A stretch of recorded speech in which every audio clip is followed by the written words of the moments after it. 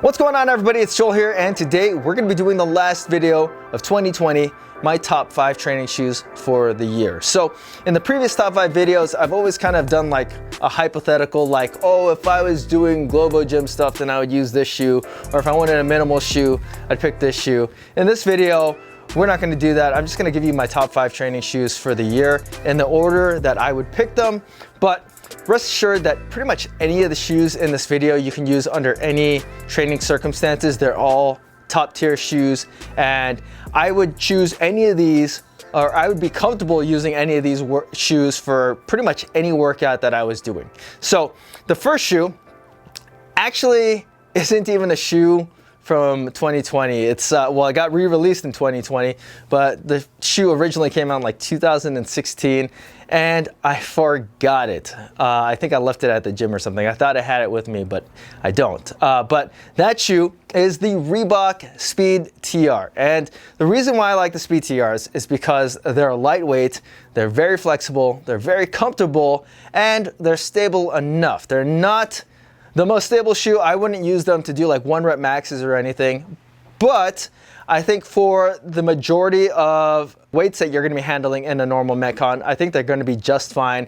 You can definitely, go for the 1 rep maxes or anything, but they wouldn't be my first choice. But for pretty much everything else, I would choose Speed TRs. I think they're an excellent shoe. The one fatal flaw about them is they're just not the most durable shoes, and I had hoped that they had increased the durability, but it's pretty much the same exact shoe that came out in 2016.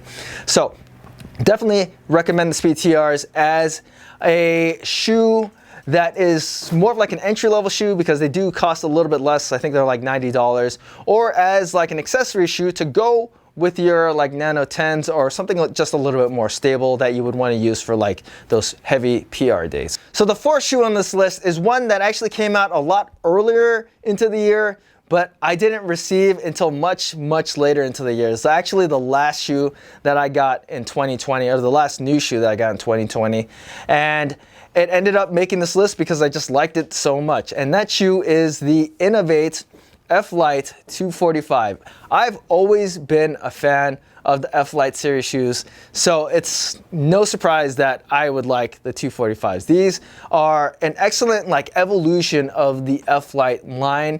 My very first CrossFit shoe was the 195s, and I absolutely love them. This improves on that design. It adds in this brand new knit upper, and it still retains that Innovate look. It kind of has those lines on the side of it that Innovate shoes are known for, but it has this new knit upper that should increase the durability. The flexibility on these shoes is absolutely bonkers. These are the most comfortable, flexible training shoes that I have ever worn, and they're still pretty stable for lifts. They're like the Speed TR, they're not the most stable lifting shoe. I wouldn't use these to hit 1 rep maxes or anything, but for the majority of the workouts that I'm doing and the weights that I'm handling, these are going to be perfect. Plus, they're comfortable to run in.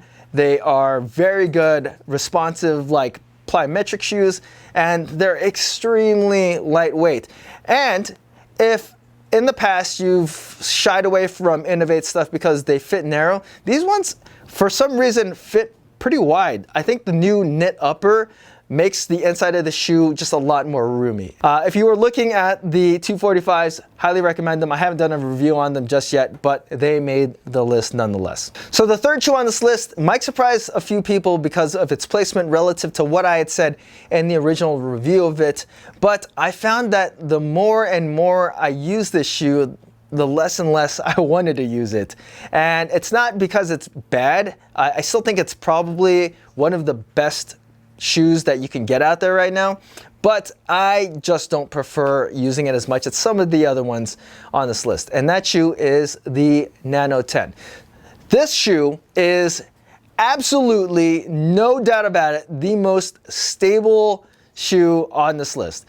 If I was going for 1 rep max, or if I were doing heavy things, then I would always pick my Nano 10s. These are just, there's nothing more stable on the market than Nano 10s, just to put it that way. But at the same time, they're not the greatest for like running or lighter plyometrics based workouts. I really hate running in these shoes. I can't stand it. They're heavy, they're clunky feeling. They're a little bit better than Nano 9s in my opinion, just because they're a little bit more flexible. But overall, I cannot stand running in these shoes. And for workouts that I'm doing like box jumps or burpees, a lot of bounding movements, they're also not a very good shoe to use because of that weight and just how clunky they are. Can you use them? You absolutely can. And I know a lot of people do use these with a lot of success. I just don't prefer to wear them. But if I was going for one rep maxes, this is no doubt about it going to be the shoe that I'm going to be wearing. This is the inside out colorway. This is a little bit more stable than some of the other ones for some reason. I feel like there's just like less cushion on this shoe, but they're all pretty much equal. If I had to pick one, I guess I'd pick the inside out ones or the Nano 10 PRs or recycleds. Those would be my top 3 Nano 10s. But all in all, if you want a stable shoe, the Nano 10s cannot be beat. And they're still probably one of the best CrossFit shoes out there. Just they're not my top pick. So the 4th shoe came out very early on in the year. Actually very late into last year, but they didn't make last year's list because I had already done it before I did the review on this shoe. And that is the Under Armour Tri-Base Rain 2s. And I know a lot of you guys are thinking like, why does he like these shoes? These shoes are probably the most underrated training shoe of 2020, of maybe even all time.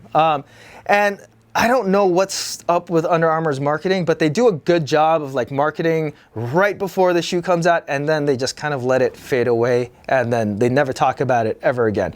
But the Tri-Base Rains are very good training shoes. I think that they could probably use some better colorways, but overall I think that the training shoe as a training shoe is very good.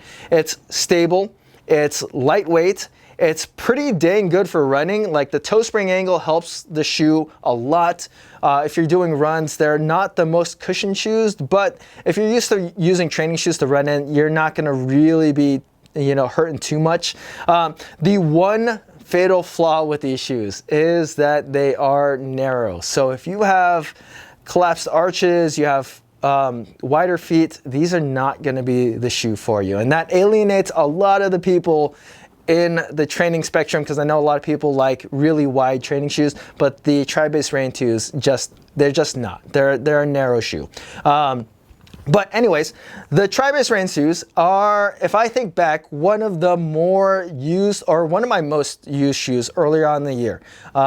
Just because I think that they're good for just about everything. I think the toe spring angle could be a little bit less aggressive, but overall, I think that the Under Armour Tri-Base Rain 2s are probably the most underrated shoe, and I really like them. I wish more people would use them, but that kind of just comes down to, Under Armour's marketing, which, like I said, they don't really do a whole lot of on this shoe. But that doesn't stop me from picking this as my second training shoe pick for 2020.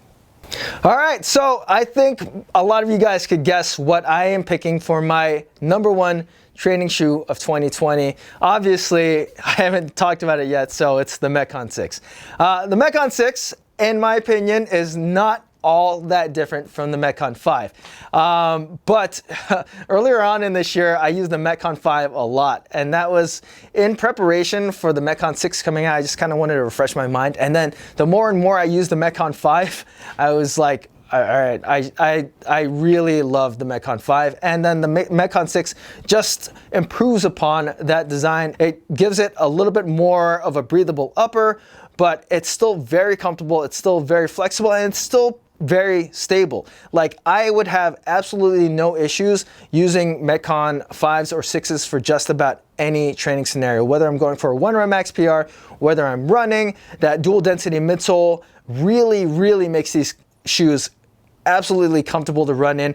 But like I said in previous videos, I wish it was a little bit more responsive in the forefoot, but I still think it's fine for just about any lifting or any plyometrics based workouts. So in my hand, I have the Primal Luxe colorway, which is just, you know, like a nicer variant of the normal Metcon 6. This isn't actually the one that I would recommend, because what I found with this colorway is that there's a lot more heel slip than any of the other Metcon colorways, excluding the Flite ones, which just kind of have heel slip naturally just because of the way that you want to put those on. But these ones, they definitely have a pretty good amount of heel slip. You can't wear them loose. When you tighten them up, the heel slip kind of goes away.